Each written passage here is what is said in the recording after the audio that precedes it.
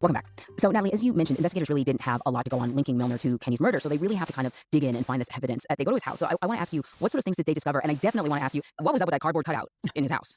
Yeah, that was a very odd clue. Milner did have a male roommate who was living with him at the time of his arrest, but investigators, when they saw that Card Dandridge was killed, and to prove that he was the one who actually committed the murder. That's the thing. All that extra stuff that perhaps goes to motive, but you need some sort of solid evidence. So then, what ultimately allowed investigators to build their case against Milner?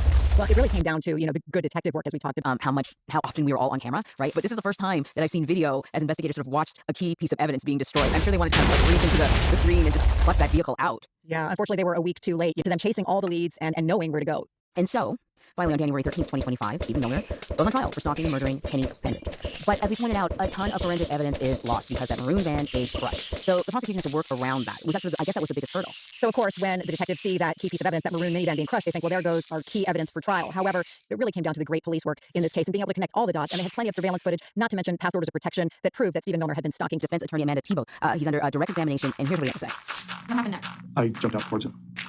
What happened next? Then we basically fought for a little bit. Okay. Can you describe that quickly? It's so interesting to hear, and first of all, even to just see him take the stand.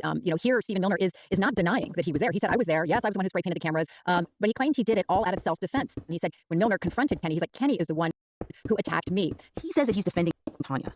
I would think a self-defense claim is pretty tough when, it's not like Tanya's there. He's seeking out. That they were able to piece together. But, I imagine that his defense attorney thought letting him take the stand and speak to his own defense and reasons for being there, perhaps if he could convince one jury member that, he was the guy who was really just there trying to do a good deed, trying to protect Tanya. And, previously Milner had been criminally charged back in August of 2022 when he had planted another tracking device on Kenny's car. Then Kenny filed that civil suit where he was seeking hundreds of thousands of dollars in damages for infliction of emotional distress. Prosecutors brought all of this up, and Tanya even raised it herself in her victim impact statement. She looked at Stephen Milner and she said, all you had to do was stop. She said that she and her husband, Kenny Dandridge, were doing everything they possibly could to try to alert authorities to Stephen Milner's stalking behavior. Prosecutors acknowledged. It is a lesson. It's that stalking behavior is not normal, right? It's not something to be dismissed, and you should take it seriously.